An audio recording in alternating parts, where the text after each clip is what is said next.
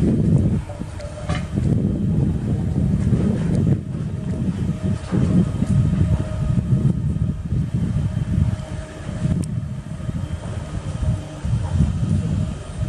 it into the environment because it has negative impacts to the environment.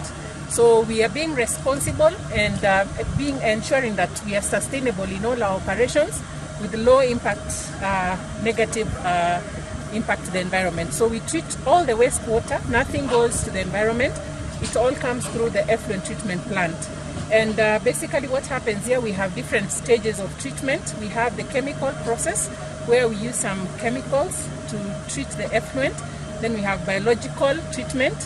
And after that, we send it down to, we have some constructed wetlands where again we let it naturally move through the wetlands. By the time it's getting to the final wetland, which is the lagoon, it is acceptable to be released into the environment. So the key things that we look at in terms of the final effluent discharge is the COD, the chemical oxygen demand, and NEMA has set regulations and limits that are allowed to discharge into the environment. And for us, we are happy to report that we are very compliant, and that shows that we are actually sustainable in our rig. And then from here, it moves down into that concrete tank, which we call day channel. So from there, it will flow by gravity into the plant. So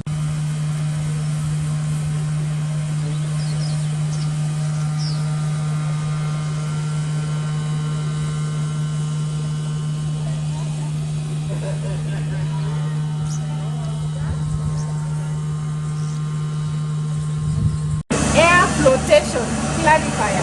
So what happens here when the effluent gets in, maybe Margaret can work. So she's Margaret, she's the coordinator for sustainability. Booster. For the reaction to happen, we need to have the correct pH of about 6. So once the pH booster is added, that is alarm, you can see the two samples. The first one is kind of mixed up, but the second one, some solids have separated. The solids, the ones at the top, and the clear liquid is what progresses into the next step. And the solids, remember I told you, we send them to the filter press where they're pressed into cakes, which we use for compost. So that's why we call it a biological. So as it moves around, it's sprinkling and all that trickles down up to the bottom of the HRM. So maybe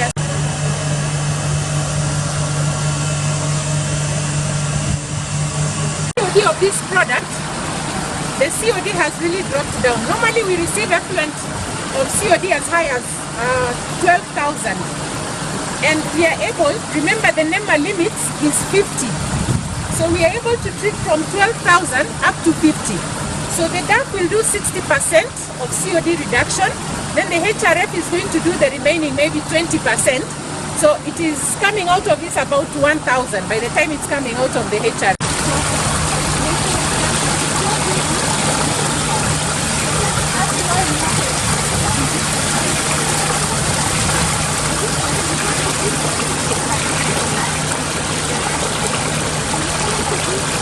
What the clarifier is doing, there are those bugs that have grown, bacteria that has grown in the process of, remember, multiplication of bacteria. So we want to remove any excess of it and bring it back to the system because we need them. They're important to us. They help us break down the COD. So we do clarification, do separation, then the clear liquid now is what we take. Yeah, so you can see now what is coming out. Who wants to drink? No, I'm serious. It looks like something. Okay, so this is now the final clarifier, and what we have here is now what we take it into the wetlands. Aquatic life. So this is the reed bed.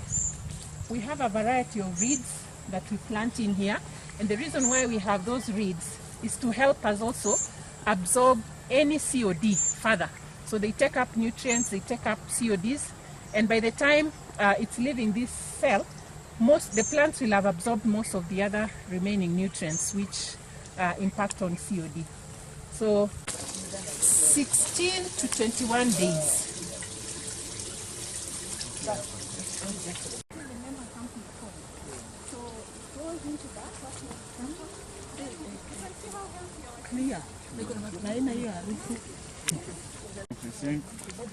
So this is what comes here. This is what ends up in there.